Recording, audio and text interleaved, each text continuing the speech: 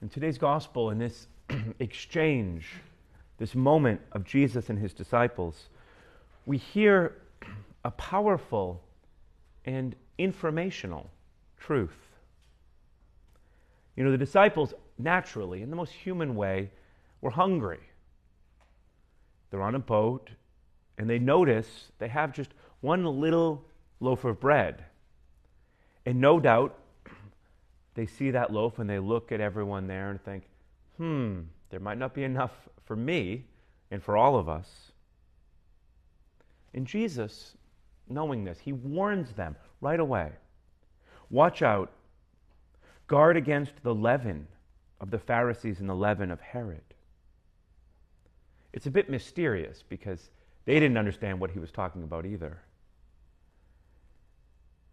Jesus was inviting them to recognize, and us, this is not just for his disciples 2,000 years ago, it's for you, for me,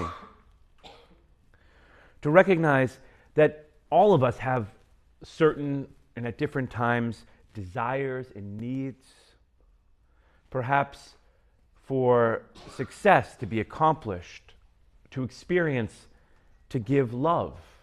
It is St. Valentine's Day.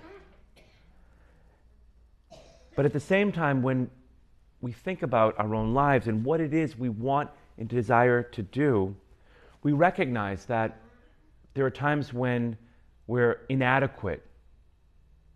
By our own abilities and skills, we're not up to the task. And so in those moments, we can diminish our expectations. We can perhaps tear down others who are accomplished. This is the kind of leaven of the Pharisees and of Herod that Jesus speaks about. Well, if I can't accomplish this, if I can't fulfill what it is that I want to do or satisfy this desire, then I have to settle for less. But Jesus says to them, and he says to you, no. He invites them to remember the times that he multiplied a few small loaves of bread to feed thousands and thousands and thousands and thousands of people. To do and to be miraculous. To introduce a new kind of economy. A divine economy. And he reminds them and he reminds us of this truth because we're not merely, like the Pharisees, like Herod, children of the world, though we are that, but you are children of God, his beloved sons and his beloved daughters, which means your inheritance, your right, is everything.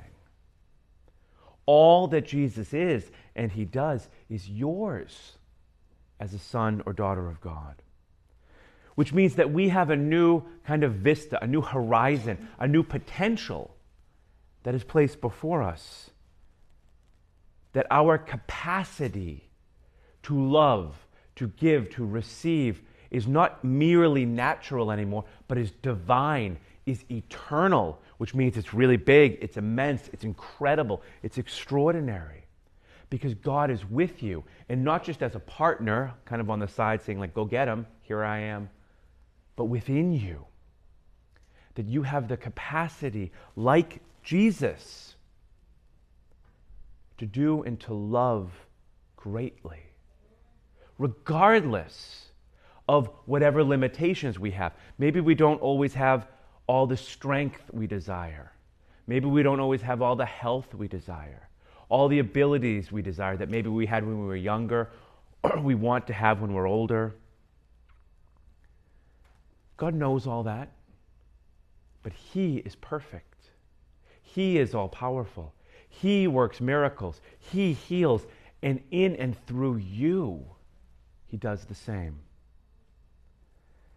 That the greatness that we desire and we want doesn't come by the leaven of the Pharisees and of Herod, where we're confined to our finite and imperfect and inadequate humanity, but comes from knowing and living and embracing our inheritance as sons and daughters of God. That our natural and eternal potential and capacity comes in and through and only in Jesus. And so we gather here each day. We gather at the altar where he transforms us and he makes us new. And he gives you and me everything. So that when we hunger for greatness, we can be satisfied.